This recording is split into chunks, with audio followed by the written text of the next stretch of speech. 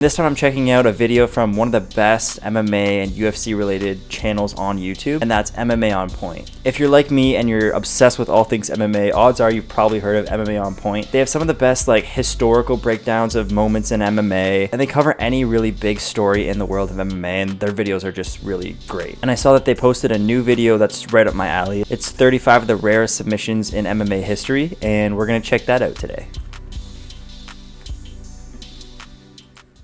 Joe beat a Poe at Bellator 80 with his shin on Mike Bernhard's neck. Pressure from the shin on the neck, cutting off blood until he's forced to tap. Obviously, there's a lot more going on here with position and everything. Wow, from that position, it actually looks like this guy on bottom here is putting up a reverse triangle on this guy, and he literally just had his shin across the face, and that's what caused the tap. That's pretty bad on the bottom guy. I feel like his best bet here would be to let go of this and just, frame away, and then he would easily escape this one.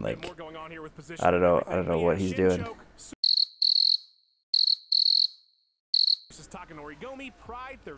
Oh, this is awesome. This is just a great fight in general. Rare Gogo Plata finished by Nick. The only other person I can remember pulling this off is the fucking Undertaker, and he's not really. See, Gogo Plata is actually pretty common in submission-only tournaments in jiu-jitsu because it's obviously a lot easier to set up a submission like that when you don't have punches coming your way from the guy who's on top of you, but still really cool to see in an MMA. What's cooler than a Gogo Plata, though? No offense, Undertaker. A Gogo Plata neck crank. That's what you're witnessing right now from Nogi World Champ Vinny Magalhães. The sub earned him the M1 light heavyweight title, which just adds to the prestige of such a rare MMA finish. Oh, I feel like you could hear that crack right there. Turn up the volume. It's the prestige of such a rare MMA finish. Oh my god, and the little moan he makes too. Prestige of such a rare MMA finish. He goes like, huh. Nasty. Neck cranks are the worst. It's probably one of the worst submissions that you feel for a long term. If you get neck cranked in the training room, you leave that day, maybe it doesn't hurt too bad, but you wake up the next morning with a kink in your neck and you feel it for a week. Rio Chonin set his name in stone in the MMA histories by scoring an insanely rare flying scissor heel hook on one of the greatest fighters ever. Oh yeah. Finish even at the time before Silva was god tier. That was a quick heel hook, and I'm pretty sure it's the first loss on Anderson Silva's record, and he later got a rematch with the guy and just destroyed him.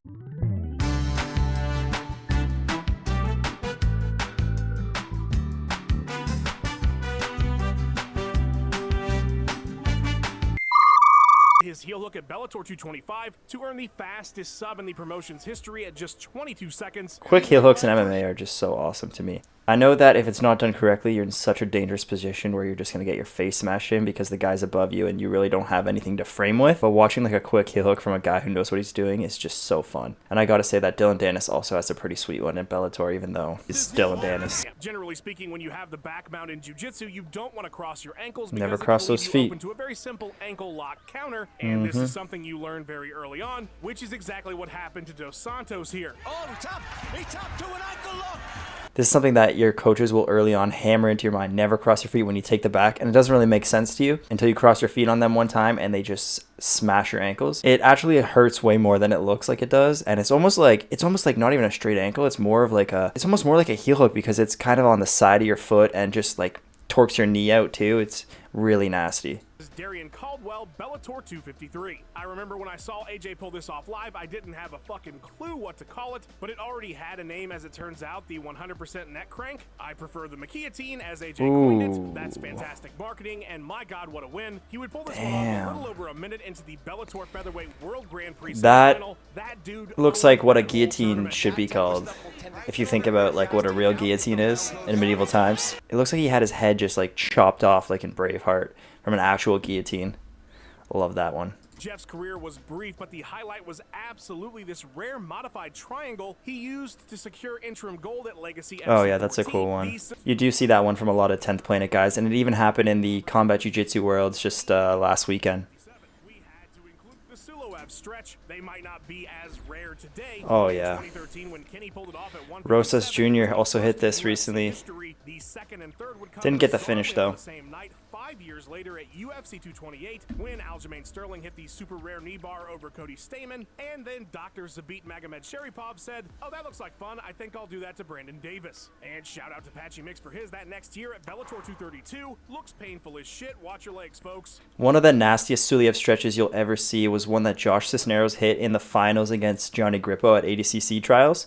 And it was so brutal that Gianni took, like, I think 6 months off to recover from it because he had messed up his knee so badly. That one hurts your groin, but it's also just such a nasty knee bar. Really, you just shouldn't bend that way. Like, your knee is not supposed to be up over above your shoulder. And it's a really great way to ground your opponent and throw on a submission, obviously, when they're standing and you're on the back. I mean, in theory, this hip crank by Adam DeHart Ooh. makes sense when you see it. You're not sure it looks incredibly painful.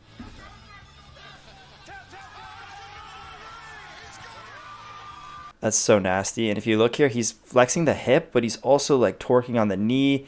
And you can't really see what he's doing to the foot there, but he's probably holding it and almost doing like a reverse toe hold sort of thing. So it just hurts everything in your lower body. Josh Barnett also coined this one and has a pretty cool instructional about it on BJJ Fanatics if you want to check that out. Tarek Amar, Kadya MMA 1. They call him the Jiu-Jitsu Kid, which might be a top 25 all-time nickname. And man, oh man, did Ahmed live up to that. Ooh, name calf slice. Sub. Wow, a calf slicer and a rear naked choke really taste great together. Who knew, right? I love it. That looks horrifying. It will haunt my dream. Calf slices just look so uncomfortable and they really hurt, but a lot of people can just take it and just keep going. And it's becoming way more common in MMA. And obviously in MMA, like the guys are so fucking tough that they'll just let their calf like completely rip in half. Like the one that guy just did to Jack Hermanson recently, and Hermanson just didn't tap to it even though he was definitely in serious pain there. I feel like it happens like all the time. I remember Oliveira hitting one, and a lot of people just get to that position and the person becomes so vulnerable and starts thinking about their leg that they leave their neck exposed. And then of course, as you saw right there, the rear naked choke comes in. Long before Gamebred was a household name, handing out 3 pieces, he was working his way up the ladder and saw a pretty spectacular. Oh, this one's beautiful. Toby Amada in the form of a standing inverted triangle choke. Jorge was laying into Toby for the better part of 3 rounds until he got caught up in this rare sub and taken to the upside down. Chrissy, wake up! I don't like this. I'm surprised he finished that one because the reverse triangle is way harder to finish when you don't have access to the person's arm. But there's so many different attacks from that like donkey guard reverse position. Like a lot of people are using it to set up leg attacks, and I know the old school Jeff Glover system is all set up through that donkey guard, which is really cool. Really early on in the fight, he's working for an omoplata, and then seemingly out of nowhere, he just taps. So is Santos a scanner and was threatening to blow up his head with telekinesis. Bicep slicer? He pulled off a toe hold with the assist. Oh, a toe hold. How in the actual fuck? What an insane and very specific scenario to have played out in just 45 seconds. Oh my god, I gotta go back to that one. Really early on in the fight, he's working. Oh, it's hard to see. For an omoplata, and then seemingly out of nowhere, he just That's a toe hold? Huh. And was threatening to blow up his head. That's nuts. I wish I could ask that guy what that felt like. When he ended up in a double armbar. Double armbar. Was on commentary that night and said he'd never seen it. So I mean, how the hell could this not make the list? SK Nakamura ZST22. Perhaps one of the purest forms of such a finish would be now Yuki Kotani's leg scissors choke at ZST22. These are sweet. Getting cut off, and good night, sir. Kotani is those take so much out of you though, the squeeze you have to put in your legs. Those leg scissors are actually illegal in some submission tournaments. I really don't know why, because it's kind of very similar to like a triangle. Obviously without the arm in though. And it's fully a blood choke. Like for the most part you can still breathe, but the blood just gets cut off because it's such a tight squeeze and you've got 2 like planks on your neck that are just crushing you. For whatever reason, Hollywood just loves that choke and puts it in like a ton of movies. And I noticed they even used it in the new Avatar Way of Water. They had a little grappling fight in one of the scenes that I won't spoil, obviously. Neck crank, then Boss Rutan, right? While he has coined the phrase, this is also known as the body crunch. And man, that just looks like a whole lot of not very fun. Yeah, this one hurts. That's not a fun one. Come up with such a brutal move. He's not the only one to do it though. Shout out to Siavush Golmamadov, who replicated it perfectly at UAE Warrior 7 in 2019, over 20 years after Boss. That's pretty awesome. The only problem with that one is a good grappler will take your back from there because you're fully exposing it and giving it up. It's all about the neck control that you can create, and I guess wrestlers really are good with that headlock position, but it is definitely very risky. So it's not entirely clear what the name entails as it relates to forcing someone to quit a fight, but one look Look at Christian Lozen pulling it off at Island Oh my Fights, god, and groin it's like, splitter. oh, okay, yeah, I get it. I would call it a banana split. Oh my goodness, not looking too good. Oh, that looks so painful. I have nightmares about this position because when I was a white belt, there was a guy who trained in our gym and he wasn't that good. He was a pretty new white belt as well, about the same level as I was. But for whatever reason, he was really good at the banana split and would do this all the time, just straight out of half guard. I didn't know how to defend it for the longest time. He would almost submit me with it once a round, and it's just super traumatic for me. Goofster Jose Perez at CFFC 91. Oh my god. And Kirill Horobites at WWFC 14 in Ukraine. I'm going to go on the record and say this submission should be banned. I don't think it should be banned. Why would it be banned? It's definitely a fair submission. Just don't get caught. And then, of course, there's the legendary fight between Eddie Bravo and Royler Gracie, where Eddie put him in like the deepest banana split you'll ever see and just let his groin tear apart. And I mean, he's flexible, but nobody's that flexible. Like, he for sure was feeling that, but just refused to tap. Which is why chokes and things that are going to put somebody unconscious tend to be better if you're going to fight just a maniac. Well, The dog bar. Giorgio Rodriguez is the submitter here. This is Oh, and the knee bar. Yeah.